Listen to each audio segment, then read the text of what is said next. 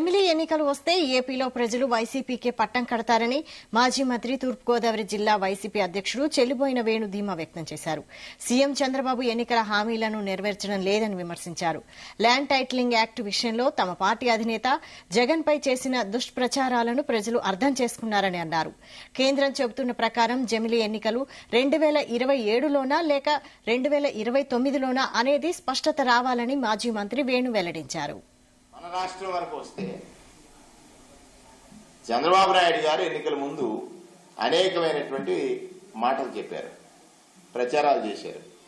విద్యుత్ ఛార్జీలు పెంచనన్నారు, ఇప్పుడు పెంచుతున్నారు. రైతుకి అండగా నిలుస్తానన్నారు, నిలవట్లేదనేటువంటి స్పష్టమైంది.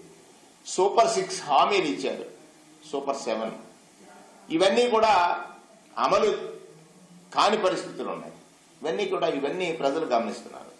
జమిలీ ఎన్నికలు స్వాగతించాల్సినటువంటి అవసరం ఉందనేటువంటి ఒక మాట చెప్తా ఉన్నారు.